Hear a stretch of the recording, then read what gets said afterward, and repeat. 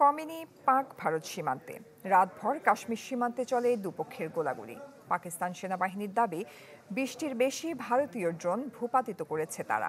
এদিকে পাকিস্তানকে ঠেকাতে আটঘাট বেঁধে নেমেছে দিল্লি। সর্বদলীয় বৈঠক করেছে শীর্ষ নেতারা। আর উত্তেজনা কমাতে দুদেশের নেতাদের হামলা বন্ধের আহ্বান জানিয়েছেন ডোনাল্ড ট্রাম্প।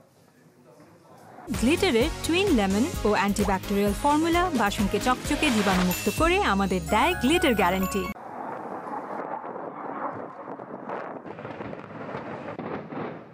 রাজস্থান থেকে গুজরাট সীমান্ত বরাবর সুখোই 30 যুদ্ধবিমান নিয়ে টহল দিচ্ছে ভারতীয় বিমান বাহিনী। অঞ্চলটি জুড়ে ড্রোন বিধ্বংসী ব্যবস্থাও মোতায়েন করা হয়েছে। পাল্টাপাল্টি সংঘাতের একদিন পরও উত্তাপ কমেনি পাক ভারত সীমান্তে। নিয়ন্ত্রণ রেখা বরাবর রাতভর চলে দুপক্ষের গোলাগুলি। পাকিস্তানের সামরিক বাহিনী জানিয়েছে আকাশসীমা লঙ্ঘন করায় 20টির বেশি ভারতীয় ড্রোন গুলি করে ভূপাতিত করেছে তারা। জাতির উদ্দেশ্যে দেয়া ভাষণে ভারতের বিরুদ্ধে কঠোর হুঁশিয়ারি দিয়েছেন প্রধানমন্ত্রী শেহবাজ শরীফ। ভারত যে ভুল করেছে তার দায় তাদের নিতে হবে। ভারত ভুলে গেছে জাতি হিসেবে আমরা আমাদের প্রতিশ্রুতিতে কতটা অটল।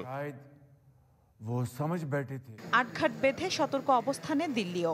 সর্বদলীয় বৈঠক করেছেন ভারতের প্রতিরক্ষা মন্ত্রী রাজনাথ সিং। উপস্থিত ছিলেন স্বরাষ্ট্রমন্ত্রী অমিত শাহ, পররাষ্ট্রমন্ত্রী এস জয়শঙ্কর সহ অন্যান্যরা। দেশের বিমানবন্দরগুলোতে জোরদার করা হয়েছে নিরাপত্তা। এরই মধ্যে বন্ধ করে দেয়া হয়েছে অন্তত 27টি বিমানবন্দর। বাতিল করা হয়েছে 4 শতাধিকের বেশি ফ্লাইট। রাজস্থান ও পাঞ্জাবে জারি হয়েছে হাই অ্যালার্ট। উত্তেজনা কমাতে দুই দেশকে হামলা বন্ধের আহ্বান জানিয়েছেন মার্কিন প্রেসিডেন্ট ডোনাল্ড ট্রাম্প। দুটি দেশের সাথেই আমাদের সম্পর্ক ভালো। আমরা চাই অবিলম্বে দুই পক্ষই সংঘাত নিরসনে এগিয়ে আসুক, এবং সেজন্য তাদের যদি আমার কোনো সহায়তার প্রয়োজন পড়ে তাহলে আমি তা করতে প্রস্তুত। এদিকে সমস্যা সমাধানে পাকিস্তান ও ভারতের পাশাপাশি সৌদি আরবের সাথেও আলোচনা করেছে মার্কিন প্রতিরক্ষা মন্ত্রী মার্কো রুবিও। মিলা খন্দকার, চ্যানেল 24।